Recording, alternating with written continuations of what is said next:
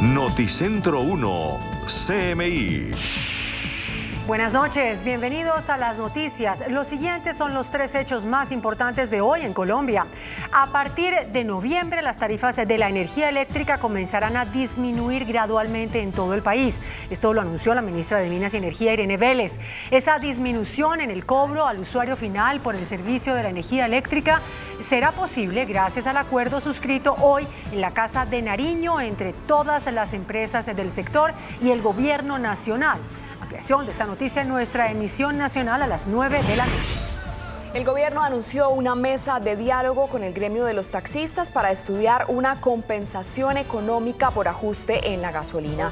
El ministro de Transporte, Guillermo Reyes, anunció que se reunirá el martes con los líderes de los taxistas y les pidió de antemano no bloquear vías mientras se acuerda un subsidio que reponga el incremento de precios de la gasolina. Ampliación de esta noticia en nuestra emisión nacional a las 9 de la noche. El presidente Gustavo Petro tiene bronquitis aguda. La presidencia de la República informó que fue examinado por su médico personal, quien certificó que el mandatario presenta bronquitis aguda no obstructiva. El mandatario se mantiene con tratamiento ambulatorio, pero las recomendaciones del especialista es que evite los cambios de temperatura y hablar en público de manera prolongada. Ampliación de esta noticia en nuestra emisión nacional a las 9 de la noche. Y las siguientes son las noticias más importantes del mundo hoy. Presidente de Rusia asegura que la guerra debe terminar lo antes posible y que hará todo de su parte. Hallan 400 fosas comunes en otra ciudad de Ucrania. ONU advierte que hay 345 millones de personas a punto de morir de hambre en el mundo. Se agudiza crisis por migrantes en Estados Unidos. Nayib Bukele anuncia que se lanzará a la reelección en El Salvador. Indignación mundial por muerte de joven iraní que fue detenida por la policía por no tener bien puesto el velo. Torrenciales lluvias en el centro de Italia dejan 10 muertos y varias zonas destruidas. Gobierno británico cierra la fila para rendir respetos a la reina por exceso de público. Con Margarita Ortega y Luisa Tobo. El presidente ruso Vladimir Putin le aseguró al primer ministro de la India, Narendra Modi, que el Kremlin haría todo lo posible para poner fin al conflicto en Ucrania. 7 meses después del inicio de la invasión a Ucrania, Vladimir Putin reapareció con fuerza en la escena internacional, departiendo entre risas y compartiendo confidencias con otros líderes en el marco de la cumbre de la Organización de Cooperación de Shanghái en Uzbekistán, grupo que representa el 44% de la población mundial y el 30% del PIB global. Incluso Putin le aseguró al primer ministro de la India, Narendra Modi, que Rusia hará todo lo posible para poner fin al conflicto en Ucrania, después de que el líder asiático lo increpó durante un encuentro cara a cara al advertir que la época actual no es de guerra. El mandatario también dio sus primeros comentarios tras la exitosa contraofensiva ucraniana en la región de Kharkov, al asegurar que el objetivo principal de la operación militar especial de Rusia no ha cambiado y esta seguía siendo la liberación de la región del Donbass, para la cual el Kremlin no tiene ninguna prisa. Воюем же не полной армией, воюем только частью российской армии, только контрактной частью. Ну, естественно, это связано с определенными параметрами личного состава и так далее. Putin también apuntó a Occidente en su justificación de la invasión, afirmando que durante décadas ha cultivado la idea del colapso de la Unión Soviética y el colapso de la Rusia clásica. Ucrania halló más de 400 fosas comunes en Izium tras la huida de los rusos. El gobierno de Volodymyr Zelensky asegura que este es el rastro de Rusia que deja muerte y destrucción a su paso. Afirman que en los cuerpos hallados hay indicios de torturas, acciones que la ONU se comprometió a indagar mientras piden a Moscú que se haga responsable por estos hechos. Y el gobierno de Estados Unidos anunció un nuevo paquete de ayuda para Ucrania. La Casa Blanca aprobó la asistencia de hasta $600 millones en ayuda militar adicional en un intento por redoblar esfuerzos para apoyar a Kiev en su contraofensiva contra Rusia. La asistencia incluye equipos, servicios y entrenamiento. El Programa Mundial de Alimentos de la ONU afirmó que el mundo está enfrentando una grave crisis en la que 345 millones de personas se encaminan a morir de hambre. Durante el Consejo de Seguridad del Programa Mundial de Alimentos de la ONU, alertó del claro riesgo de hambruna en 4 países afectados por conflictos: Yemen, Etiopía, Sudán del Sur y Nigeria, en el marco de una crisis global que definen como un tsunami de hambre que se empeoró con la invasión rusa a Ucrania. And since this conflict began, soaring food, fuel, and fertilizers costs have driven an additional 70 million people closer to starvation. What was a wave of hunger is now a tsunami of hunger. El director de la agencia encargada de la seguridad alimentaria recordó que la situación ya era crítica desde 2020 por la pandemia y no ha hecho más que deteriorarse en los últimos meses. Pese a que el presidente Joe Biden arremetió contra los republicanos que están enviando inmigrantes indocumentados a ciudades demócratas, el mandatario ha sido fuertemente criticado por su postura blanda frente a la crisis. Justo cuando los republicanos recrudecieron su ofensiva migratoria en Estados Unidos con el envío de inmigrantes indocumentados a territorio demócrata y a las llamadas ciudades santuarios, el presidente de Estados Unidos, Joe Biden, contraatacó subrayando ante una audiencia eminentemente latina que esa estrategia temeraria usa a los migrantes como accesorios. We're committed to fixing the immigration system. Instead of working with us on solutions, Republicans are playing politics with human beings, using them as props.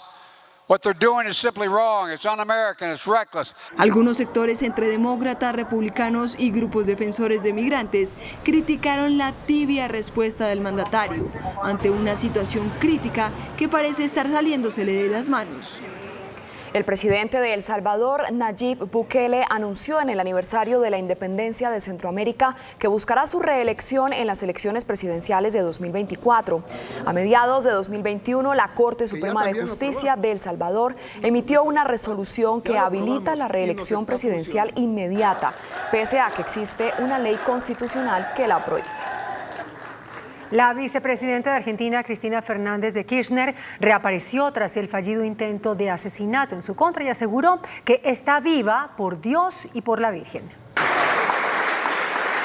Rodeada de religiosos, Cristina Fernández de Kirchner reapareció tras 2 semanas sin hablar y analizó el atentado en el que milagrosamente resultó ilesa. Yo quería que mi primera actividad pública, por así decirlo, o fuera de un despacho, fuera con ustedes. Yo siento que estoy viva por Dios y por la Virgen, realmente. La vicepresidenta de Argentina aseguró que no fue la policía la que se ocupó de atrapar a su agresor, sino los militantes peronistas, mientras destacó que incluso sostuvo una conversación con el Papa Francisco sobre las consecuencias de los discursos de odio. Puerto Príncipe, la capital de Haití, está bajo estado de emergencia total tras el estallido de multitudinarias protestas. La ciudad fue escenario de decenas de actos de vandalismo y saqueos, horas después de que se informara que subirán los precios de la gasolina en el país. Los manifestantes llevaron un féretro con la bandera de Estados Unidos y el rostro de Ariel Henry, nuevo presidente de Haití. Una jueza federal del Distrito Sur de Florida designó un perito independiente para revisar los documentos del registro de la casa del expresidente Trump en Mar-a-Lago. El perito especial designado para revisar documentos de la búsqueda es el juez federal Raymond Derry, antiguo magistrado principal del Tribunal del Distrito de Brooklyn, quien será el responsable de la revisión de documentos catalogados como secretos o clasificados. Los principales mercados del mundo cerraron la semana con pérdidas en medio de la creciente preocupación de que los aumentos desmesurados de las tasas de interés de la Reserva Federal golpeen el crecimiento económico y terminen provocando una recesión. Los números rojos vuelven a marcar el cierre de las bolsas de valores más importantes del mundo. De hecho, las principales bolsas europeas cerraron a la baja en un contexto de inflación persistente en Estados Unidos y a la espera del anuncio del aumento de tasas de la Fed la próxima semana. Mientras Wall Street reportó caídas en sus principales indicadores y las acciones se desplomaron a mínimos de 2 meses. El Standard & Poor's 500 perdió un 0,7%, el Nasdaq se desplomó casi un 1% y el Dow Jones de Industriales se restó casi medio punto. El repunte registrado en el parqué neoyorquino a mitad de año está perdiendo fuerza por el temor a una fuerte subida de las tasas y al deterioro del crecimiento de las utilidades. Murió la joven iraní de 22 años, Mahsa Amini, detenida por la policía por no llevar el velo correctamente. La joven habría muerto como consecuencia de un infarto y coma que sufrió en una comisaría donde estaba detenida por la policía. Sin embargo, testigos dijeron que Amini fue golpeada mientras estaba dentro de una furgoneta de la policía cuando la detuvieron en Teherán. Su muerte se produce en medio de crecientes informes sobre actos represivos contra mujeres en la nación persa.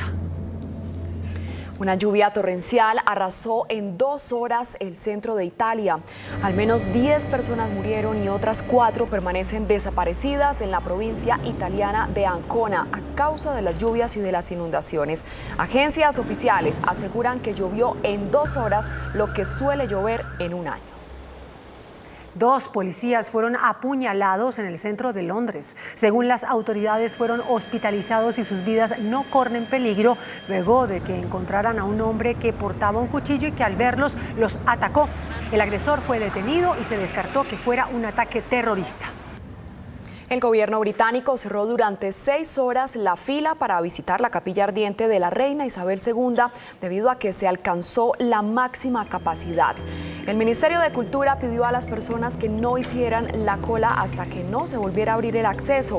Dentro de las miles de personas que asistieron a ver el féretro se encontraba el reconocido futbolista David Beckham, el ex capitán de la selección inglesa, quien hizo fila durante 12 horas mezclado entre la multitud para rendir tributo a la reina.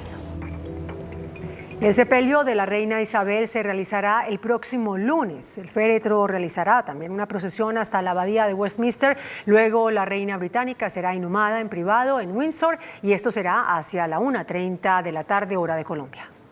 El funeral de Estado de la reina Isabel II se llevará a cabo el próximo lunes 19 de septiembre. La realeza británica confirmó que las honras fúnebres comenzarán a las 11 de la mañana, hora del Reino Unido, día declarado feriado público. El féretro de la reina será trasladado en procesión desde Westminster Hall a la abadía de Westminster para realizar el funeral que se espera sea seguido por millones de personas en todo el mundo y al que asistirán líderes políticos y jefes de Estado. Tras la misa, el féretro viajará al castillo de Windsor, otra residencia real, donde la reina será inhumada a las 6:30 de la noche en una ceremonia privada. La reina descansará en una capilla familiar junto a su padre, el rey Jorge VI, y su marido, el príncipe Felipe. Un voraz incendio envolvió a un edificio de 200 metros de altura en una ciudad de unos 10 millones de habitantes al sur de China. Aunque el fuego que devastó decenas de pisos fue sofocado, aún no se conoce el número de víctimas que dejó la impresionante conflagración que elevó una espesa columna de humo, mientras gran parte del exterior del edificio quedó carbonizado. Aún no se ha aclarado qué provocó el enorme incendio. Lanzan la primera tecnología de sueño del mundo que ayuda a mejorar el dormir en tiempo real. Una marca de tecnología del sueño realizó el lanzamiento de un monitor para dormir, no portátil, que recopila, analiza y actúa sobre los datos del sueño en tiempo real. El rastreador de sueño, que se coloca directamente sobre el colchón, monitorea métricas de salud vitales como la frecuencia cardíaca y respiratoria, así como las etapas actuales del sueño. Esta información se recopila y se envía al usuario a través de un informe que se puede ver en la aplicación Sleep Me. Esta nueva tecnología es una energía térmica ambiental para crear el mejor clima para dormir, sin importar la temperatura del dormitorio o la carga de calor de su cuerpo. El propósito de este monitor es hacer que dormir sea fácil y poder alcanzar las horas necesarias de sueño y así poder tener una buena salud. Muy buenas noches. La invasión de tierras es el tema posiblemente más preocupante en materia de orden público que hoy enfrenta el país. El fenómeno se presenta en varios departamentos, pero parece ser más grave en Cauca, en sus límites con el departamento del Valle. El mayor general Henry Sanabria, director de la Policía Nacional, es nuestro invitado de esta noche y él se reúne mañana con dirigentes ganaderos y en general dirigentes agrícolas para ver qué solución se le da al tema. General, muchas gracias por aceptar esta invitación. ¿Cómo se va a tratar el tema de invasiones de tierra? Gracias, maestro Yamit. Es una responsabilidad de la Policía Nacional primigeniamente. La Policía Nacional tiene unas facultades constitucionales y legales que orbitan desde el derecho de policía hacia el derecho penal. Por lo tanto, es a la Policía Nacional a la que le corresponde proteger la propiedad privada en primer lugar. Tenemos una capacidad institucional que desde el 7 de agosto a la fecha ha intervenido en 72 casos, en los cuales afortunadamente no en la mayoría toca utilizar la fuerza, solamente en 4 de ellos, para efectos de proteger la propiedad privada, especialmente en departamentos como Cauca, Atlántico, Cesar, Antioquia, Valle y parte del Chocó. ¿Ha habido 62 casos de invasión? 72 casos donde hemos intervenido, maestro. ¿Y qué es lo que está ocurriendo, general? Son situaciones que de alguna manera se acompañan de la idea de hacerse a partes de tierra, donde afortunadamente la Policía Nacional ha contado con el apoyo no solamente de las alcaldías y fuerzas militares, sino también de jueces de restitución de tierras, la Sociedad de Activos Especiales y jueces de la República que nos han solicitado intervención para recuperar tierras que han sido invadidas de tiempo atrás, es decir, no son hechos que se hayan presentado en este momento, sino que vienen de años atrás, pero cuantitativamente desde el 7 de agosto hemos hecho 72 acompañamientos e intervenciones. ¿Y ha habido desalojos? Sí, por supuesto. Hemos tenido la necesidad de expulsar por orden de un juez de la República en restitución de tierras, en otros casos a petición de inspectores de policía y en otros casos por la flagrancia. Son pocos casos en donde se ha presentado intento de invasión de tierra y la Policía Nacional ha tenido que acudir al artículo 81 de la Ley 1801 para expulsar a las personas. ¿Y hay sitios en donde todavía persiste la ocupación o la invasión? Hay alguno que otro sitio que está dentro de un proceso jurisdiccional o por cuenta de los inspectores de policía, pero que vienen de tiempo atrás, no son hechos que se hayan atribuido a situaciones presentadas después del 7 de agosto. ¿En dónde, general? Tenemos un caso particular en Cauca, y otro caso en Antioquia. ¿Y en Antioquia? Sí, señor, sobre el Urabá. ¿Y en algunos de los casos de desalojo donde ha actuado la policía, ha habido choques? Tuvimos una confrontación mínima en el Cauca, sí. Allá una hacienda bastante grande donde la Policía Nacional junto con fuerzas militares custodian puntos claves para evitar la invasión porque se trata de un hecho repetitivo. Tuvimos la necesidad de utilizar algunos agentes químicos, pero no fue una confrontación de más de media hora. Pero están con intenciones de invasión, especialmente en zonas que son productoras de caña, ¿no? Así es. ¿Y eso ha continuado? ¿Está detenido? Está calmado en este momento. La alerta, digamos, se mantiene. Los comandantes de policía de todos los departamentos y policías metropolitanas tienen la orden permanente de monitorear cualquier situación que se presente. De ahí la necesidad de contribuir con las asociaciones y federaciones para que nos informen cualquier conato para actuar inmediatamente. Y en estas zonas del Cauca y del Valle, ¿qué medidas de prevención se han tomado, general? Ahí tenemos un acompañamiento especial de grupos de carabineros que están apostados en lugares claves, en donde se convierten en sitios de tránsito de personas para lograr hacer controles. Ejército Nacional y la Armada también han tenido una participación importante en la protección de la propiedad privada. Ahora, señor general, al margen de esta situación de invasiones, que ojalá sea coyuntural y pueda solucionarse pronto, ¿cuál es el mayor problema de orden público que tiene hoy el país? Digamos que en este tema de tierras, cuando se presenta una acción acompañada de menores de edad, ahí digamos que la acción de la policía se limita un poco, ya intervienen otro tipo de autoridades para lograr que las personas cesen con esa perturbación. Y si no es posible que se dé paso a la salida pacífica de ese lugar, tenemos que utilizar la fuerza en búsqueda de la captura de las personas porque se tipifica un delito que está contemplado en el artículo 263 del Código Penal, que es la invasión de tierras, y por la ley 2197 nació un nuevo tipo penal que es el avasallamiento de inmuebles. Entonces la actuación sería sobre esas personas adultas para capturarlas por esos dos tipos penales, lo cual obviamente tendrá la necesidad de ser acompañada por otro tipo de autoridades como el Instituto Colombiano de Bienestar Familiar, la Personería y la Defensoría del Pueblo. ¿Y sobre eso qué se ha hecho, o qué se va a hacer, o qué se está haciendo? No, la idea es mantener primero la prevención en sitios donde tenemos la información. Ahí tenemos apostados policías, de hecho no los he movido. Hemos mantenido esa presencia disuasiva en esos sitios. En segundo lugar, los equipos que estamos utilizando para enfrentar de alguna manera con elementos menos letales desórdenes públicos también los tenemos listos para ser utilizados en caso de invasión de tierras. Y por supuesto con la Fiscalía General de la Nación hemos iniciado unos procesos penales y acompañamos unos que vienen de años atrás en donde tenemos identificadas personas que tienen como mafia la invasión de tierras. A ver, general, ¿usted qué opinión tiene sobre la idea que hay, el proyecto no lo han presentado, de trasladar la policía a otro ministerio? El proyecto, digo, de creación del Ministerio de la Paz. ¿Qué idea tiene usted en general, la policía, la institución, de que sea retirada del Ministerio de Defensa?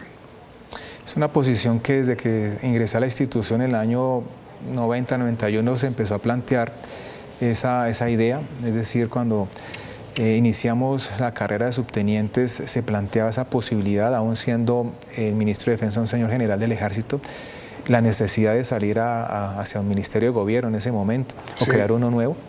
Y con el paso de los años igual se ha hablado de ese tema, en ese ánimo de darle un mayor tinte civilista a la Policía Nacional, que está demarcada dentro de lo que constitucionalmente se conoce como Cuerpo Armado de Naturaleza Civil. Pero siempre el momento no lo ha permitido, es decir, la integración con fuerzas militares en estos momentos en donde hay grupos armados organizados que atentan contra la seguridad nacional y la seguridad ciudadana, requieren un esfuerzo integrado no solamente con las fuerzas militares, sino también con la Fiscalía General de la Nación. Y la experiencia nos muestra que esa unión, a través de encabeza de un solo ministro, ha permitido tener éxito. Pero a usted le gusta en general la idea de regresar al civilismo, digamos, o al estatus civil, por llamarlo de alguna manera, de la policía. Pues el ropaje de un señor ministro de Defensa Civil, digamos, nos da esa garantía civilista y por supuesto la Policía Nacional estaría dispuesta a cumplir lo que se ordene por parte del señor presidente y del señor ministro. Ahora, con todo respeto, señor general, yo he escuchado algunos oficiales de la policía un poco inconformes con la idea, porque suponen que los miembros de la policía van a perder algunas de los beneficios que tienen hoy si dejan de pertenecer al Ministerio de Defensa. ¿Eso es así? Digamos que si se mira con una lupa objetiva, hay situaciones que afectarían al estamento militar. Por ejemplo, el club militar, la mayoría de oficiales que hacen parte como socios del club militar o aportantes somos los oficiales de la Policía Nacional. La Caja Honor, que es la que provee vivienda militar y policial, después de pasar un tiempo y unos requisitos, también un número mayoritario somos los policías los que le aportamos a esa caja. Tenemos la Caja de Sueldos de Retiro de la Policía Nacional adscrita al Ministerio de Defensa, el Fondo Rotatorio y otras instituciones que tienen que ver con la organización militar, el sistema de salud policial y militar que también está unido. Hay muchas cosas que están perfectamente estructuradas desde tiempo atrás y que habría que hilar muy delgado para poder mantener y fluir como estamos funcionando, de pronto de mejor manera, pero generando el menor traumatismo posible. Es decir, no hay beneficios que se vayan a perder. Es lo que se busca, es lo que consideramos nosotros. Si se produce el cambio, eso no ocurrirá. Sí, es decir, es posible que se afecte, pero por eso toca hilar para que eso no pase. Para que no ocurra. Exactamente, maestro. Ahora mire, general, el presidente Petro, a raíz del sacrificio que hubo hace unas semanas de agentes de la policía, pidió que en adelante los miembros de la policía que no tienen experiencia no sean enviados a zonas de riesgo, sino ya personal formado, digamos. ¿Qué se va a hacer sobre eso, general? Señor presidente, dio la instrucción y la orden de mirar qué auxiliares de policía, que son los que están vinculados a la institución bajo la modalidad de servicio militar obligatorio, que estén en lugares donde hay proclividad al riesgo por la presencia de grupos armados, sean alejados de esos sitios. Eso lo estamos haciendo ya tenemos un cronograma para efectos de realizar ese movimiento de los auxiliares y reemplazarlos por personal profesional. Digamos que eso viene desde la Ley Cuarta del 91, donde se hizo una separación entre auxiliares de policía regulares y bachilleres, pero que vuelven a ser unidos con la Ley 1861 de 2017. Lo que se quiere es entrar a mirar cuál es la mejor forma de lograr cumplir esa orden sin afectar, por supuesto, la presencia policial en esos sitios. Pero entonces, para que no vuelvan niños, que son muchachos jóvenes, sí, de 19 años, a zonas de guerra. Exactamente, de eso se trata. Y comparto, por supuesto, esa posición del señor presidente. Ahora, general, miren, derechos humanos. El gobierno, me parece, no sé qué institución fue, no recuerdo, hizo una donación hace unas semanas de $2 millones, me parece, para que ustedes en la policía reciban formación sobre derechos humanos. ¿Eso cómo ha ido? La Embajada de los Estados Unidos, que nos acompaña desde hace 200 años, particularmente a la Policía Nacional, le ha dado la posibilidad de tener $2 millones a través de su agencia INL para la aplicación de la ley.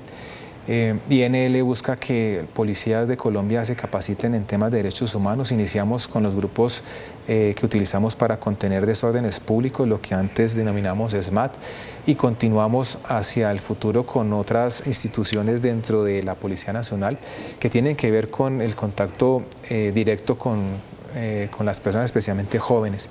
Ya hemos iniciado unas capacitaciones, ya se ha contratado por parte de la Embajada de los Estados Unidos a la ONU para que se encargue de hacer esa difusión y ese acompañamiento que se extenderá por varios meses durante, yo creo que 1 o 2 años más. Ahora que usted menciona el SMAD, señor general, ¿qué va a pasar con el SMAD? Pero respóndame, por favor, después de comercial.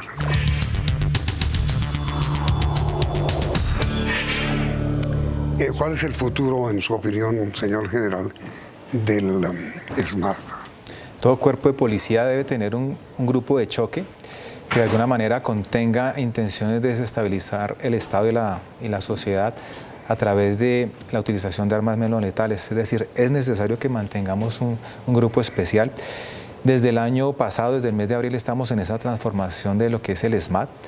Hemos contribuido en la formación de nuevos policías para que conformen ese grupo. Hemos hablado con el comité. ¿Los están formando? Sí, señor. ¿Para ser miembros del SMAD? Para ser miembros de la nueva unidad que se llamaría Unidad Nacional de Diálogo. ¿Se llamará cómo? Unidad Nacional de Diálogo. Mejor dicho, con todo respeto que lo interrumpa, el SMAD como SMAD, la palabra SMAD va a desaparecer. Sí. Lo que no desaparece es el espíritu del SMAD. El espíritu, sí, claro. Eso debe estar, porque es que no solamente enfrentamos temas de manifestación pública que se torna violenta o que tiene objetivos ilegítimos, como lo dice la Corte Constitucional, sino que también hay huelgas que degeneran en tumultos o en situaciones que afectan la propiedad. Hay riñas, hay azonadas, hay perturbaciones de transporte público. Entonces, Pedro, esa unidad es indispensable. Sí, totalmente. Segundo, no es bueno mantener el nombre del SMAD. Así es, dentro de lo que hablamos al interior de la institución, hablar del SMAD, que son las unidades básicas, es decir, es toda una estructura y el SMAD apenas es los grupos que están abajo y que actúan. ¿Y eso cómo se hace? ¿A través de una resolución o cómo? Sí, es un acto administrativo interno de la Policía Nacional. ¿Suyo, de usted? Sí, señor, pero igual le hemos pedido al señor presidente, al señor ministro de Defensa, junto con el Congreso de la República, que demos cumplimiento a una sentencia de la Corte de la 223 de 2017 que nos dice que debemos modificar por ley estatutaria todo lo que tiene que ver con el derecho a la reunión, aglomeraciones complejas y simples que está en la ley 1801 y ahí incorporar a partes que tienen que ver con el uso de la fuerza y la organización de ese grupo. Entonces, digamos, señor general, la desaparición del SMAD, lo que se llama hoy SMAD, está acordada.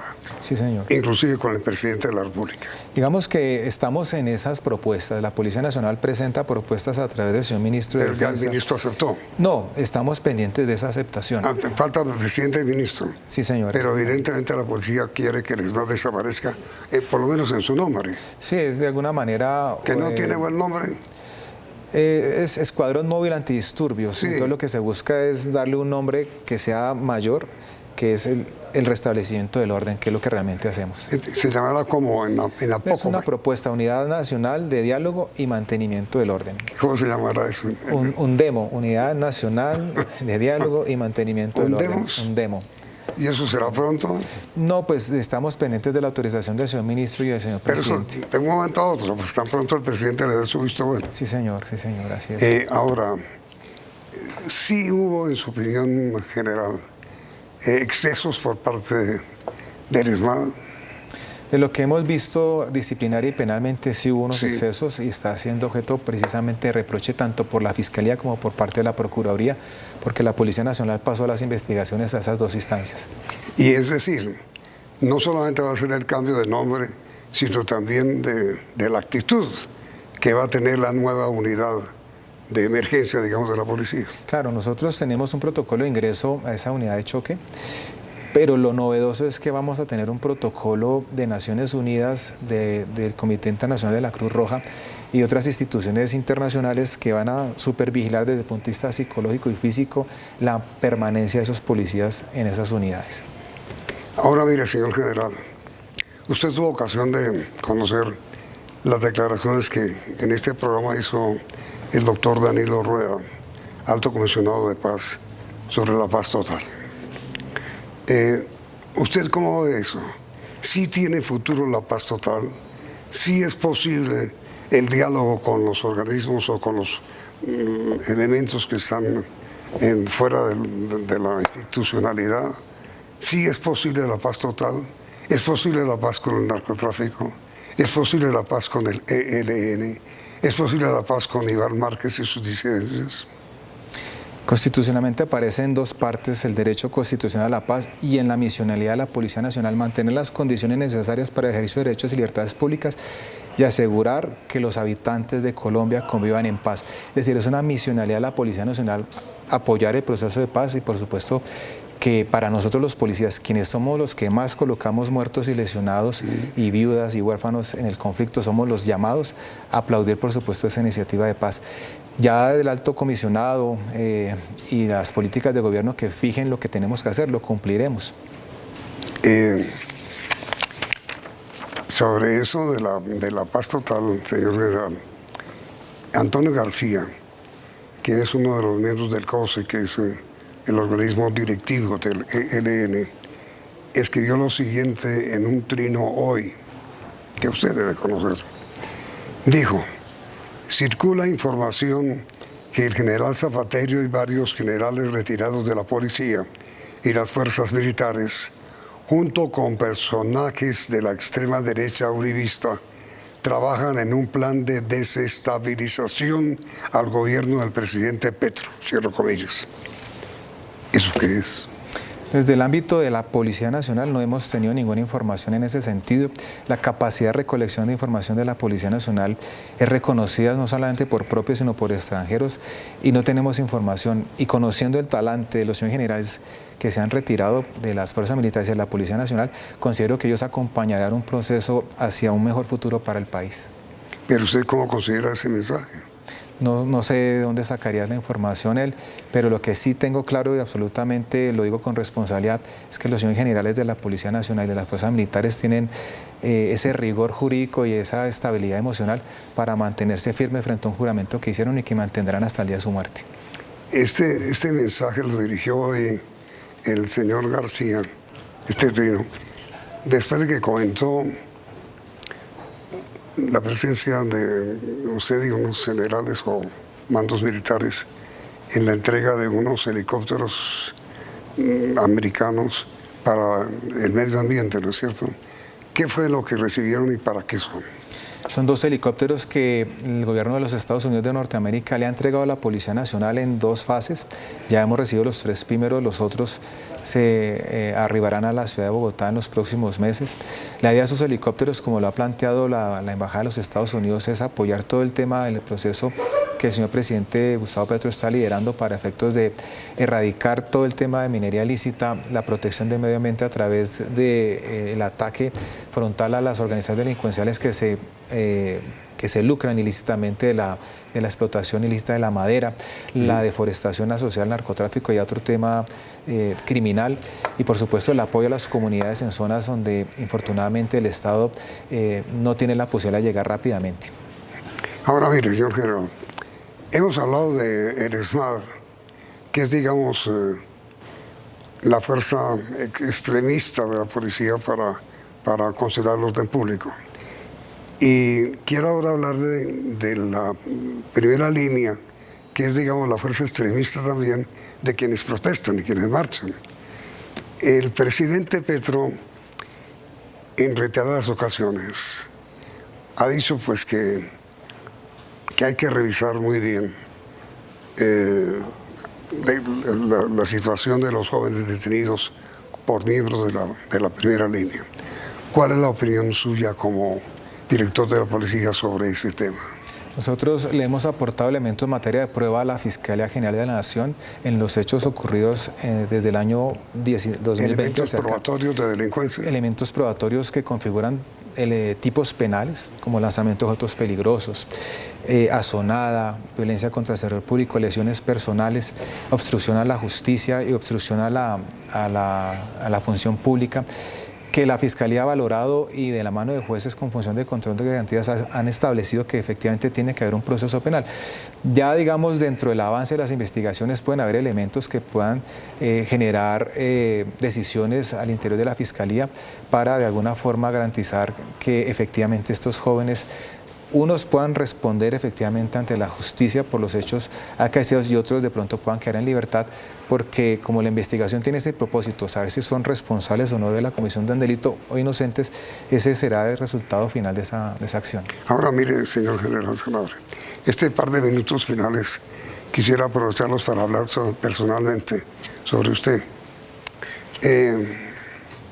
Nunca en la historia de Colombia, nunca, había ocurrido una remesón tan fuerte dentro del mando militar como ahora, con el gobierno del presidente Petro y por el retiro de 24. Imagínense, nunca había pasado. ¿Qué opina usted de que eso haya pasado? Pues de hecho los generales de la República, sobre todo los que estamos en el grado de mayor general hacia arriba, estamos listos para cumplir las decisiones del señor presidente. ¿Pero tantos al tiempo? Es decir, es una posibilidad, claro. Históricamente ha ocurrido. Lo que pasa es que como en este momento histórico la policía tenía ya más generales en su planta, pues evidentemente se nota un poco más, porque cuando ocurrió en el año 2007 la salida de 2 señores generales, pues habían también más poquitos, entonces no se notaba tanto. Esa fue la remesón del presidente Uribe, que sacó como a 12 de generales, ¿no? Sí, o mandos de la policía, 12, sí, pero es que estas fueron 24, 25. Fueron 21 realmente, porque hay un grupo de señores generales muy destacados, profesionales y probos, que me antecedían, 10 señores generales. Y de mi antigüedad hacia la general Jacqueline, pues había otro grupo de señores generales que tuvieron que salir para que ella asumiera como subdirectora, 21. Y otros 3 señores generales que salieron por solicitud propia. Entonces, general, el origen de mi pregunta. ¿Por qué cree usted que usted, que seguramente soñaba con ser general, con ser director de la policía dentro de varios años, ¿por qué cree usted que usted fue el seleccionado? Siendo franco, como me lo pregunta, maestro, primero yo pensaba que ya me iba. De hecho había el día anterior ido a Montserrat a darle gracias a Dios por los casi 35 años de servicio. Y ya cuando me designan, pues primero Dios, nuestro Señor, es el que pone y quita reyes. Él es el que ha dispuesto que yo esté acá, y la voluntad del señor presidente asociada al escrutinio del señor ministro de Defensa, que analizó las hojas de vida de todos nosotros y tomó la decisión que yo acepto con humildad y por supuesto con la firmeza de carácter para sacar adelante la institución bajo el ropaje de la Constitución y las leyes. ¿Y usted tuvo ocasión de hablar con los generales retirados? Sí, por supuesto, hicimos una ceremonia de despedida. Muy afectados. Obviamente cualquier forma de retiro, sea voluntaria, discrecional, genera un dolor en el alma, porque son muchísimos años de servicio frente a algo que uno quiere. Pero ya todo está... Sí, por supuesto, ya dedicados a sus actividades personales, felices de estar en reencuentro con sus familias. Pues general, mucha suerte en sus nuevas obligaciones. Muchas gracias, maestro. Dios y patria. A usted, general, muy querido. Gracias, maestro. Y a ustedes, televidentes, gracias por la sintonía, y los invitamos a que continúen aquí en Noticentro 1 CM. Noticentro 1 CMI. Desde noviembre bajarán tarifas de energía, anuncia ministra de Minas. Acuerdo del gobierno con generadores y comercializadores para bajar las tarifas. Gobierno evalúa compensación a taxistas por alza en gasolina. Habría subsidio. Comienzan diálogos regionales. Población de Turbaco reclama soluciones a Canal del Dique. Director de la policía revela que han sido intervenidos 72 predios por invasiones. Ex-FARC anuncian que liberarán el fin de semana a militares secuestrados. Calamidad pública por invierno en Barranquilla. Ministra de Salud anuncia plan para enfrentar escasez de medicamentos. Retenes de control durante fin de semana por celebración de Día del Amor y la Amistad. Entretenimiento. Impresionante concierto esta noche de Coldplay en Bogotá. Con Margarita Ortega y Luisa Tobo. Iniciamos nuestra segunda hora de noticias. A partir de noviembre, las tarifas de la energía eléctrica comenzarán a disminuir gradualmente en todo el país. Así lo anunció la ministra de Minas y Energía, Irene Vélez. Esa disminución en el cobro por el servicio de la energía eléctrica será posible gracias al acuerdo suscrito hoy en la Casa de Nariño entre todas las empresas del sector y el gobierno nacional. El acuerdo logrado por el Gobierno Nacional y las empresas generadoras y comercializadoras de la energía eléctrica en el país permitirá que a partir de noviembre, final de año, los colombianos vean una reducción en las tarifas de la energía eléctrica. El gobierno Petro ha sentado a las empresas, a todas las empresas de la cadena de producción de la energía eléctrica en el país y ha logrado con ellas un compromiso precisamente para que la reducción de las tarifas sea desde este final del año. El anuncio hecho en la Casa de Nariño por la ministra de Minas habla de que fueron 4 los puntos en este acuerdo logrado de buena voluntad. El primero, una serie de regulaciones que van a permitir en lo inmediato afectar positivamente la tarifa en vista al usuario, en beneficio del usuario. El segundo punto tiene que ver con la renegociación de los contratos que harán las empresas entre sí, las generadoras y las comercializadoras.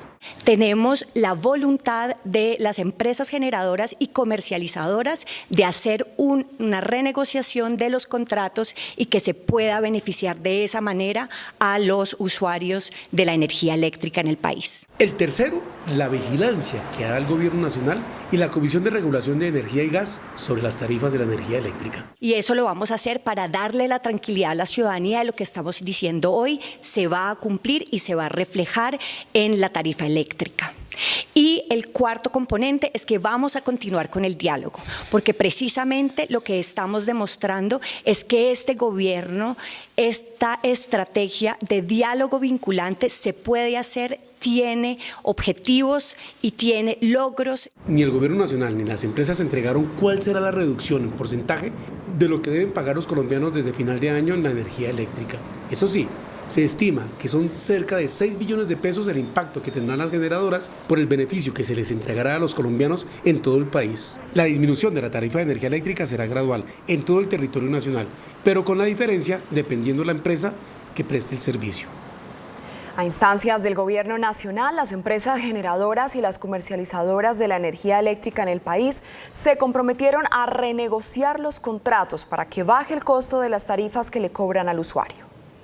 Lo que permite que las tarifas de la energía eléctrica bajen es el acuerdo suscrito hoy en la Casa de Nariño. Para las empresas de los servicios públicos, los costos de generar energía hoy son muy altos porque están atados al índice de precios al productor. El IPP, o sea, el índice de precio al productor, se disparó. Hace año y medio estaba alrededor del 4,5%, ahora está alrededor del 21%. Eso hace que tenga un costo muy alto y que se le tenga que incorporar a la tarifa. Por eso, la fórmula que presentó el Gobierno Nacional busca que esos costos de producción valgan menos. Los contratos de compraventa de energía y otros de los componentes de la cadena tienen un indicador que se utiliza para actualizar la inflación, ¿sí? Lo que se quiere es que el crecimiento desmedido del indicador que estamos usando para actualizar los contratos sea un indicador más bajo, que al final le presente un beneficio al consumidor final en su factura. Habrá renegociación de contratos de la energía eléctrica entre las empresas generadoras y las comercializadoras. El presidente de la Asociación Colombiana de Generadores de Energía, Alejandro Castañeda, llamó al gobierno a tomar medidas para que las empresas no trasladen las pérdidas técnicas o no técnicas, mejor, al consumidor final. Para el gremio las medidas son positivas, pero queda al pendiente uno de los mayores efectos sobre el incremento de las tarifas de energía. Se trata de un artículo en el Plan Nacional de Desarrollo que permite a las empresas prestadoras del servicio a trasladar las pérdidas no técnicas al consumidor final. Que hay varias iniciativas, del Congreso se están mirando muchas iniciativas desde el punto de vista de conseguir recursos para inversión, que yo creo que esa es al final del día la forma más rápida de bajar esa pérdida, es pudiendo hacer inversiones, materializando inversiones, entonces hay que seguirlo analizando, yo creo. Para el dirigente, razones del crecimiento de las tarifas está en este aspecto del cual no se tomó ninguna decisión. Es fundamental, digamos, ese componente pesa más o menos el 40%, el 30% del total de la tarifa en la región Caribe y es un componente que hay que ponerle cuidado y cómo lo vamos a manejar. Para las empresas generadoras se debe continuar monitorando el mercado mes a mes. Ante la inminente alza en la gasolina, el ministro de Transporte, Guillermo Reyes, ofreció al gremio de los taxistas una mesa de diálogo para buscar una compensación económica para este sector. El ministro de Transporte, Guillermo Reyes, les hizo el siguiente llamado al diálogo a los taxistas luego de que se conocieran rumores sobre posibles protestas frente al inminente ajuste de la gasolina. Y frente a los taxistas, camioneros y transportadores nos vamos a sentar, establecer un diálogo a partir de la fecha hasta la reunión con el presidente, que probablemente sea antes de final de la semana entrante a su regreso y podamos determinar cuál en consenso podría ser ese subsidio. El llamado al diálogo a los taxistas busca evitar futuros bloqueos de vías. Bienvenida a la protesta, jamás la vamos a rechazar, pero lo que no queremos aceptar es un bloqueo que afecta a todos cuando el diálogo está abierto, las propuestas las vamos a escuchar y lo que queremos y creemos más importante es generar ese consenso. El ministro de Transporte informó también que el próximo martes tiene previsto reunirse con los gremios de los taxistas para explorar las fórmulas de compensación frente a los ajustes a la gasolina. El presidente Gustavo Petro canceló hoy su agenda pública porque tiene bronquitis aguda, informó la Casa de Nariño. Este es el comunicado mediante el cual la Casa de Nariño indicó que el presidente Gustavo Petro está en reposo por enfermedad. El médico personal certificó que el presidente Gustavo Petro presenta bronquitis aguda no obstructiva y se mantiene con tratamiento ambulatorio. ¿Pero qué es una bronquitis aguda? Bueno, la bronquitis aguda es la inflamación de la pared de los bronquios, que genera síntomas como tos, expectoración, flemas. Esto quiere decir que lo que sucede es que los tubos que llevan el aire desde la atmósfera, desde el medio ambiente hasta los alvéolos, pues ha sufrido de algún grado de inflamación. Los síntomas son precisamente los que ha venido presentando el jefe de Estado. Respetados familiares, la tos, la expectoración, como le menciono, se pueden acompañar de sensación de falta de aire, dificultad para respirar, lo cual puede generar molestias significativas y que puede explicar una incapacidad sin ningún problema. A esta hora, el presidente de la República guarda reposo para poder viajar a Nueva York el próximo domingo. La semana entrante tiene su primera participación en la Asamblea General de las Naciones Unidas, la número 77 de esa organización. Se llevó a cabo el primer diálogo regional en Turbaco, Bolívar. El tema principal, las soluciones que se aplicarán en el Canal del Dique para enfrentar las inundaciones. El megaproyecto del Canal del Dique fue uno de los temas con los que se inauguraron los diálogos regionales vinculantes liderados por el Gobierno Nacional en el municipio de Turbaco y donde el ministro de Transporte anunció que se cobrará valorización a los dueños de las grandes fincas que se beneficien con los megaproyectos en el país. Ayer recorría en helicóptero las obras de las concesiones viales en Antioquia y decía el gobernador, mire todas esas fincas alrededor de las grandes doble calzada. Todos van a pagar valorización para beneficio del pueblo y de los menos favorecidos. 36 mesas fueron instaladas con más de 2.000 personas provenientes de las diferentes zonas del departamento de Bolívar, Sucre y Atlántico. Aquí hay un elemento conductor que es el agua en el Canal del Dique y es el desastre ambiental que hay alrededor de nuestras cuencas hidrográficas por minería ilegal, por falta de atención, por falta de ordenamiento territorial, que está haciendo que nuestros pueblos se estén inundando y la gente no está pudiendo vivir. Por su parte, el director del Departamento Nacional de Planeación aseguró que es importante unificar los recursos para el desarrollo de los proyectos. Yo confío en que los gobernantes locales, el Congreso y las comunidades concurramos recursos. Yo vuelvo a decir, no nos podemos gastar 29 billones de pesos que vamos a tener de regalías en 25.000 proyectos. Los 3 ejes sobre los que se trabajan los diálogos son la justicia social, justicia tributaria y la paz total. Estados Unidos donó a Colombia 12 helicópteros Black Hawk con el fin de fortalecer la flota aérea de la institución. Las aeronaves serán asignadas para los planes de protección al medio ambiente.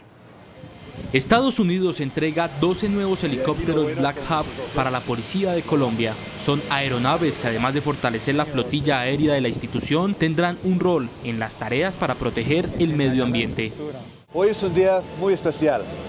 Personalmente me siento muy entusiasmado y orgulloso de anunciar que acaban de llegar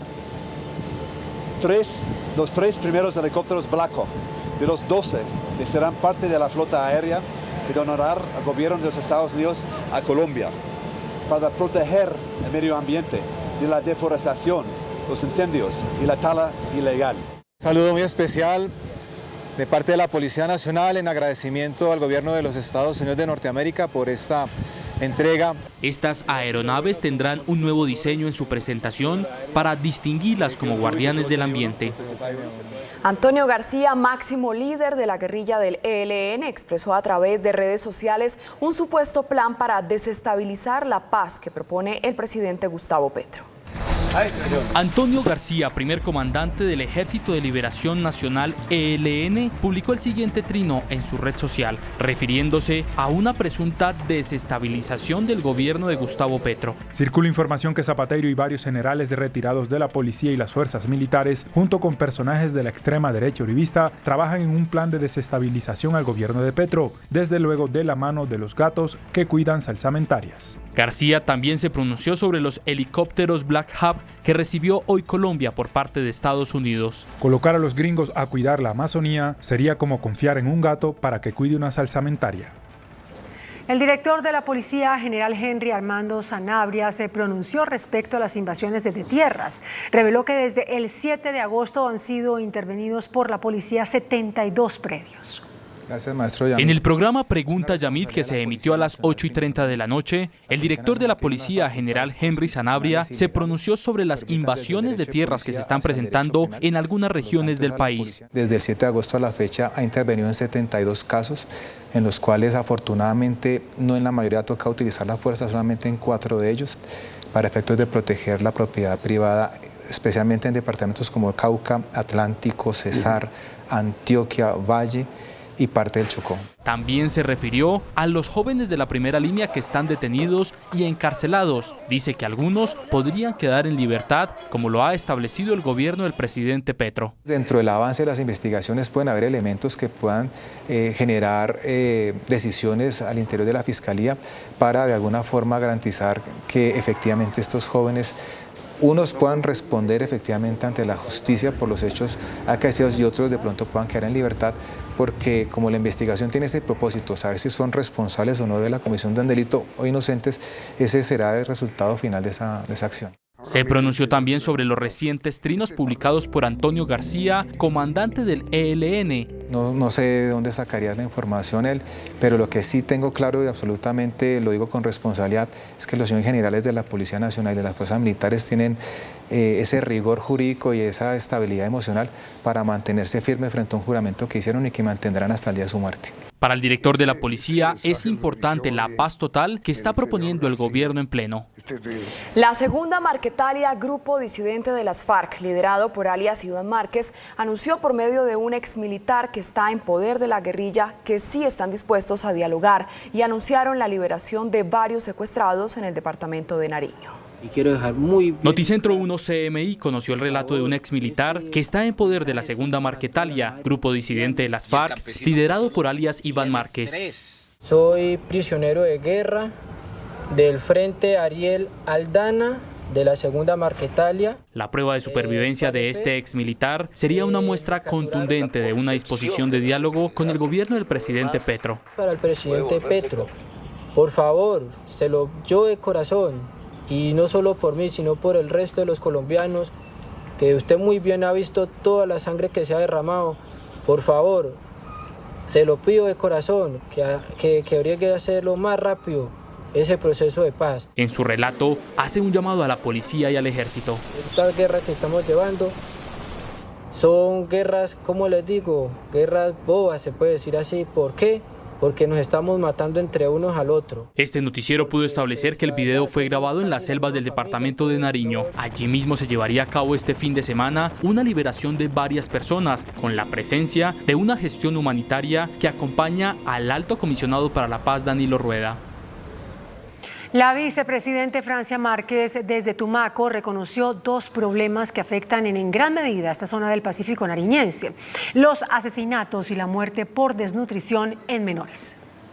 Durante el poco tiempo de mandato de Petro continúa la violación de derechos humanos con el asesinato de líderes y lideresas, situación que preocupa por la reacción que adopten los jóvenes. La violencia que no para es de las situaciones más dolorosas, sí, de ver cómo se sigue asesinando líderes, lideresas, de cómo la juventud va perdiendo la esperanza. Otro de los factores preocupantes, según la vicepresidenta, es la falta de un buen servicio de agua potable en las regiones, lo que ha causado desnutrición y muerte de niñas y niños. Tiene que ver con el suministro y el acceso al agua. Es la calidad del agua, en gran medida, que está acabando con la vida de los niños y niñas de nuestros territorios. Francia Márquez invitó a líderes, lideresas, autoridades a trabajar unidos para lograr un verdadero cambio. Las autoridades declararon la calamidad pública en Barranquilla por los deslizamientos de tierra provocados por las intensas lluvias. Se hizo la declaratoria de calamidad pública para atender a las familias afectadas y por la frecuencia atípica de lluvias, de acuerdo con los pronósticos del IDEAN. 70 familias han sido desalojadas y más de 300 viviendas han sufrido daños en sus estructuras. La calamidad pública significa, ¿y por qué significa? Es por la magnitud del problema que existe no solamente aquí, sino en varios puntos de la ciudad de Barranquilla. Eso va a cubrir toda la ola invernal de lo que suceda de aquí para adelante. Las familias deben ser reubicadas a raíz de los movimientos de tierra que persisten en el suroccidente de Barranquilla. Hoy se ha pedido a la empresa Aire desconectar los contadores y redes de casas que se cayeron para evitar una tragedia mayor. Por lo menos 2.500 niños de 3 corregimientos en un municipio de Antioquia no tienen dónde estudiar por las fuertes lluvias. Uno encima de otro, así es la peligrosa maniobra que hacen los niños para llegar a sus escuelas en San Pedro de Urabá. Dicen que la única opción que tienen es desafiar la corriente, pero su vida está en riesgo. Trasladar a estos estudiantes, como la institución educativa Las Pavas, la institución educativa Pueblito y la institución educativa de Tres Esquinas. Un número de alumnos importantes que hoy esperamos poderles dar otro sitio para no arriesgarnos. Además de los 3 colegios que no cuentan con las condiciones de recibir a los menores, 3 puentes colapsaron, decenas de cultivos de maíz fueron arrasados por el agua y muchas familias no tienen cómo salir a trabajar.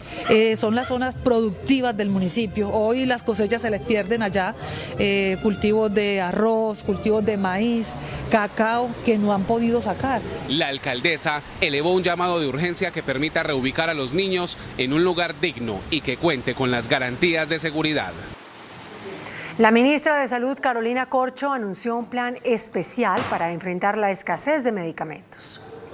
La ministra de Salud, Carolina Corcho, explicó que el país no atraviesa un problema de desabastecimiento de medicamentos, pero sí de escasez de productos específicos. Señaló que se va a crear un sistema de monitoreo en el que participen varios actores de la cadena de suministro que permita generar reportes oportunos para poder transparentar la información y lograr identificar las causas de escasez. Los reportes nos deben permitir prever con tiempo la escasez de medicamentos, cuáles son los medicamentos que van a escasear y no un sistema de información que nos arroje alertas cuando ya están escaseados.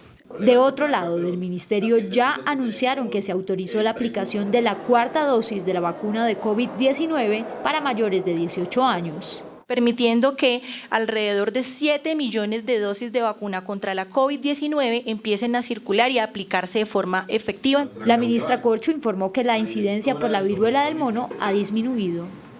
Por decisión del Ministerio de Educación, la Universidad Sergio Arboleda perdió su acreditación de alta calidad. El Ministerio de Educación informó que el pasado 24 de agosto quedó en firme una medida preventiva que impusieron a la Universidad Sergio Arboleda y que le ordena el retiro inmediato de la publicidad alusiva a la acreditación institucional multicampus que habían recibido en el año 2015 y que tenía vigencia hasta el 2025. La medida supone que la Sergio pierda definitivamente la acreditación de alta calidad multicampus que se pide voluntariamente ante el Consejo Nacional de Acreditación. No se pierden las acreditaciones de los programas, pero sí digamos que hay un sentimiento generalizado de preocupación, de tristeza. Que este tema está muy relacionado a los malos manejos de la administración de la universidad. Nos podemos ver perjudicados y vendría siendo el desprestigio nacional. Y realmente lo que es esto es un boom mediático y una persecución política. La decisión se tomó por irregularidades de carácter financiero y de gobierno que inciden en las condiciones de calidad de la universidad y a raíz de una queja que presentó el exdecano Leonardo Espinosa sobre supuesta contratación irregular de docentes y negocios de finca raíz entre directivos.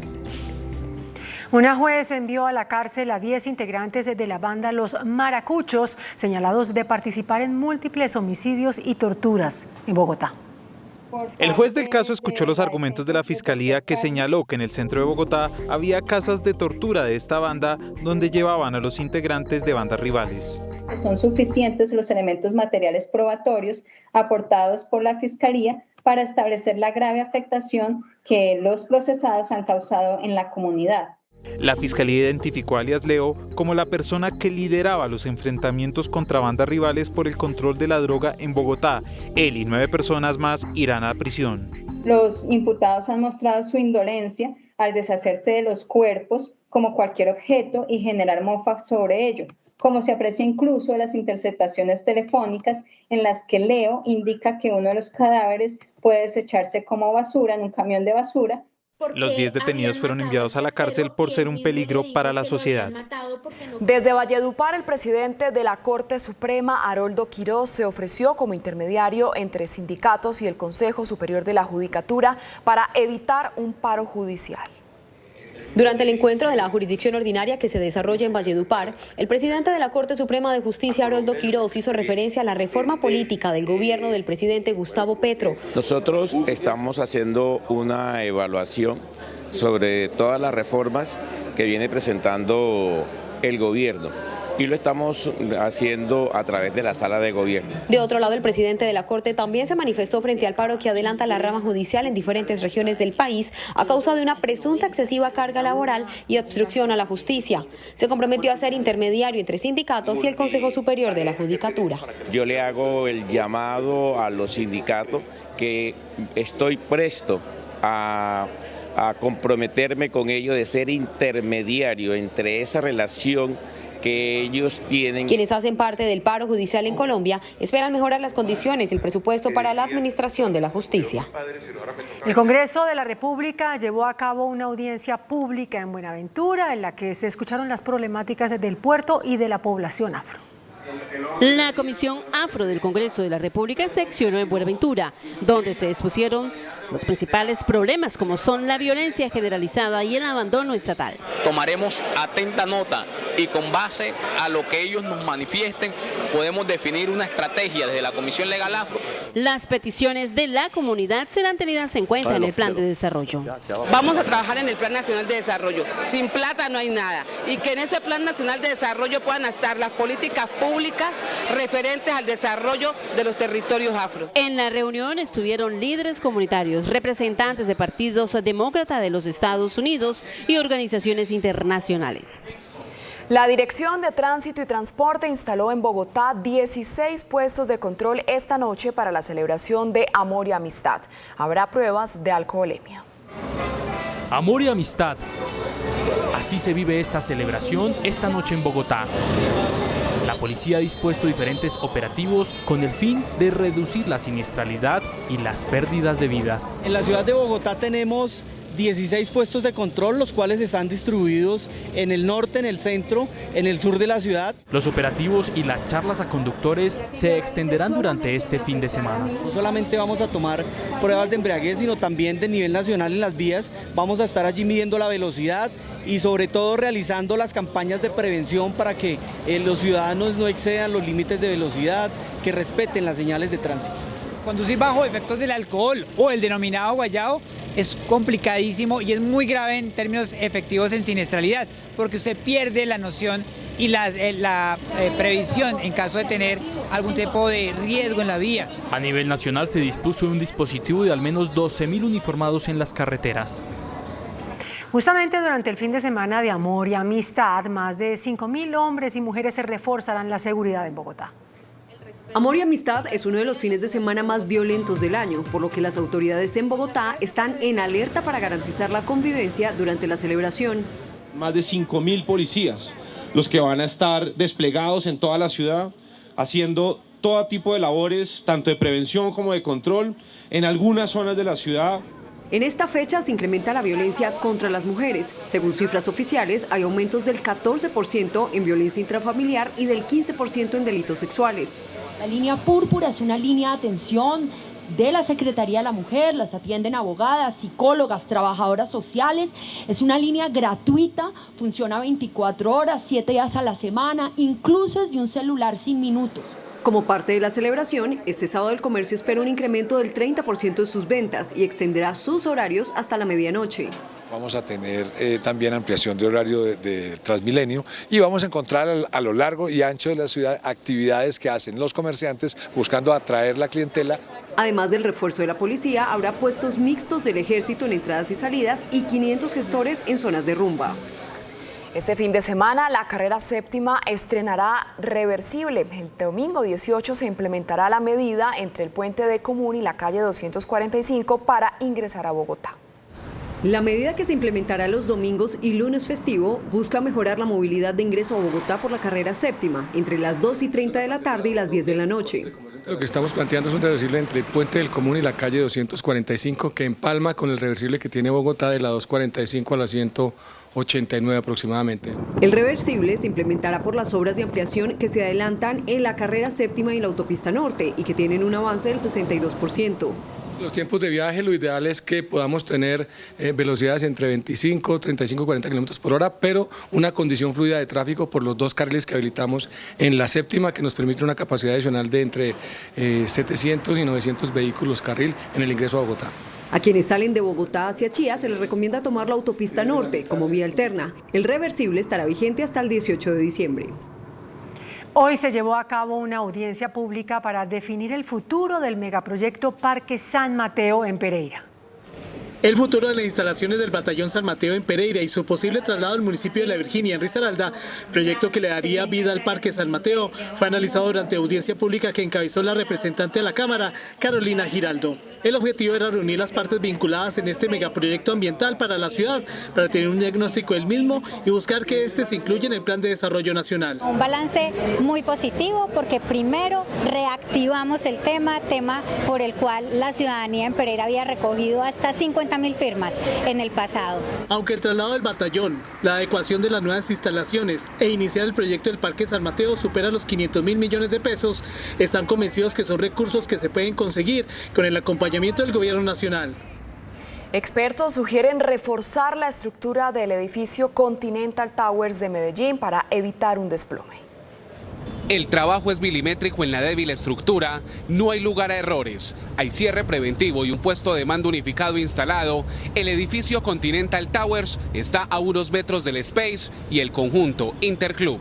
Para esto es necesario realizar un apuntalamiento o instalar unos tacos de soporte en las losas que se han venido desprendiendo parte de las paredes que cargaban las losas del parqueadero. Según la administración, la estabilización inició hoy para evitar un colapso de la edificación. El alcalde habló de los primeros resultados del estudio previo. Los estudios previos que se nos ha llegado indican que la única alternativa pareciera ser la demolición. Queremos que un estudio nos lo confirme. La administración confirmó que ya han hecho más de 2.000 registros fotográficos con drones y en los próximos días se tomaría una decisión con la estructura. El presidente ruso Vladimir Putin asegura que hará lo posible para detener la guerra en Ucrania. La ONU advierte que el mundo está enfrentando un tsunami de hambre. Las noticias del mundo en Noticentro 1 CMI. El presidente de Rusia, Vladimir Putin, habría asegurado durante su encuentro con el primer ministro de India, Narendra Modi, que Rusia haría todo lo posible para poner fin al conflicto en Ucrania. Putin culpó a Kiev por la continuación del conflicto, pues según él, rechazaron el proceso de negociación para lograr sus objetivos por medios militares. El gobierno de Ucrania denunció el macabro hallazgo de unas 440 tumbas sin ninguna identificación en la ciudad ucraniana de Izium, en la región de Kharkiv, ocupada por el ejército ruso, hasta que hace apenas unos días fue recuperada por Kiev. La misión de derechos humanos que la ONU tiene desplegada en Ucrania visitará la localidad de Izium para verificar las informaciones de lo que califican como un hecho impactante. El Programa Mundial de Alimentos de la ONU afirmó que el mundo está enfrentando un tsunami de hambre. El organismo alertó del claro riesgo de hambruna en 4 países afectados por conflictos: Etiopía, Nigeria, Sudán del Sur y Yemen. Asegura que la situación ya era crítica desde 2020 y no ha hecho más que deteriorarse en los últimos meses. 22 grupos armados han expresado su voluntad de ser parte de la paz total del presidente Petro y están ubicados en 350 municipios, según Indepaz. De los grupos que han mostrado su voluntad para ser parte de la paz total propuesta por el gobierno, 5 de ellos representan el 70% de la conflictividad armada en el país. ¿Cuáles son estos grupos? Esos grupos, bueno, son el ELN, está la SAGC o Clan del Golfo, es el bloque suroriental, la coordinadora de Occidente y la oficina, pero también hay otros grupos de impacto más pequeño, pero que son importantes, que están en disposición de hablar. Según Indepaz, estos grupos armados se encuentran en más de 350 municipios en el país. Esos son cerca de 18.000 hombres, algunos dicen que más. Es un hecho sin precedentes que semejante cantidad de grupos estén dispuestos a dialogar por la paz. Desde Indepaz se refirieron a los acercamientos del gobierno con el grupo disidente del Acuerdo de La Habana, la Nueva Marquetalia. En materia de paz y de búsqueda de la paz, nunca hay última oportunidad. Siempre hay que buscar oportunidades nuevas y en el caso de la Nueva Marquetalia, si ellos dicen que están interesados en conversar para dejar las armas y para entrar en el proceso de paz, pues por supuesto que hay que desarrollar estos diálogos. Este 2 de octubre, movimientos sociales marcharán bajo la consigna ni civil, ni militar, ni guerrillero, ni un muerto más. En entrevista con Noticentro 1 CMI, el abogado Alex Bernot se refirió a la condena de 6 años de cárcel por el caso del empresario Carlos Matos. Anunció que buscará tumbar la sentencia en su contra.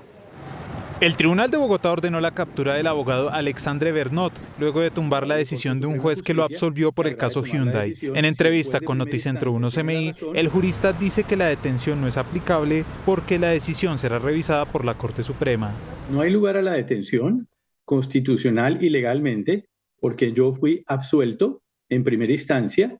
En segunda instancia, el tribunal piensa diferente, tengo derecho a la impugnación, eso suspende los efectos de esa decisión. La Fiscalía acusó al abogado de ofrecerle un soborno de $2 millones al abogado Luis David Durán para que excluyera de toda responsabilidad al empresario Carlos Matos. Bernot niega los señalamientos. Nunca le ofrecí un soborno a él y no tenía ningún sentido, no solamente ética ni moralmente hablando, sino prácticamente porque habían 6 testigos que estaban dispuestos a declarar en el caso. Entonces, en el evento de un soborno, pues hubiera sido completamente ineficaz. La Corte revisará el caso del reconocido abogado, quien actualmente vive en Francia. Nos vemos en la obligación de impugnar esta decisión y, bueno, con la confianza absoluta de que la justicia procederá. El tribunal condenó a Bernot a 6 años de cárcel por el delito de soborno. La Fiscalía prorrogó por 1 año el acuerdo de colaboración con Claudia Toledo y su esposo Lenin Pardo, testigos estrella en contra del ex senador Richard Aguilar. Los exfuncionarios tendrán que seguir colaborando con la Fiscalía para declarar en contra de 10 personas vinculadas al caso, señaladas de participar en actos de corrupción en la gobernación de Santander. El ministro de Hacienda, José Antonio Campo, afirmó ante las calificadoras de riesgo que invertir en Colombia es seguro y confiable. Desde Estados Unidos, el ministro de Hacienda, José Antonio Campo, calificó de positivas las reuniones con las agencias calificadoras y la banca multilateral. Para el funcionario, se ratificó la confianza de inversión en Colombia. Creo que hemos podido dejar la imagen de que el gobierno tiene una política económica muy seria y que es oportuno seguir invirtiendo en Colombia. Con ello se espera recuperar el grado de inversión y sumar valorización al mercado financiero colombiano. La ministra de Vivienda, Catalina Velasco, anunció cambios para fortalecer el programa Mi Casa Ya, que otorga subsidios para compra de vivienda. El gobierno mantendrá el programa de Mi Casa Ya, pero en lo que se llama una refocalización para mayor cobertura y llegar a personas de bajos ingresos. Se llegará a unos acuerdos con constructoras para llegar a ciudades intermedias e incluso a zonas alejadas en una política de desarrollo de vivienda rural. ¿A qué población llegan? Porque las familias que tienen entre 0 y 1,5 salarios mínimos de ingresos, y especialmente las que derivan su ingreso de actividades informales, no tienen la capacidad de adquirir crédito, hacer ahorro y por lo tanto recibir subsidio. Así que vamos a trabajar en ese énfasis en el programa de viviendas de Mi Casa Ya. La funcionaria dijo que la vivienda seguirá siendo el motor de la economía nacional. Estamos mirando nuevos recursos, si fuera posible, a través de la reforma tributaria, pues para canalizar hacia este programa dineros públicos. La destinación de subsidios a la Novis sigue en evaluación. El índice de capitalización de la bolsa, que mide el comportamiento de las 20 principales acciones, cerró a la baja. El índice selectivo MSCI Colcap de la Bolsa de Valores de Colombia bajó 0,34% a 1.209 puntos. La acción del Grupo Argos fue la que más subió, con una valorización del 10% a 11.000 pesos. La acción del Grupo Suramericana fue la que más bajó, con una pérdida del 10% a 12.870 pesos. La acción más negociada de la jornada fue la de Ecopetrol, al movilizar más de 49.000 millones de pesos, con una variación negativa de 2,21% a 2.254 pesos. El dólar cerró al alza. Indicadores económicos en Noticentro 1, CMI. La tasa representativa del mercado que regirá hasta el próximo lunes será de 4.435 pesos con 84 centavos. Los profesionales del cambio compran la divisa en promedio en 4.180 pesos y la venden en 4.270 pesos. Un euro cuesta 4.442 pesos. La libra de café en Nueva York se cotizó a $2 con 18 centavos. El azúcar se transó en 17,93 centavos de dólar la libra. El barril de petróleo WTI se cotizó en $85 con 40 centavos. La referencia Brent para Colombia se cotizó en $91 con 57 centavos. Una acción de Ecopetrol cuesta 2.254 pesos.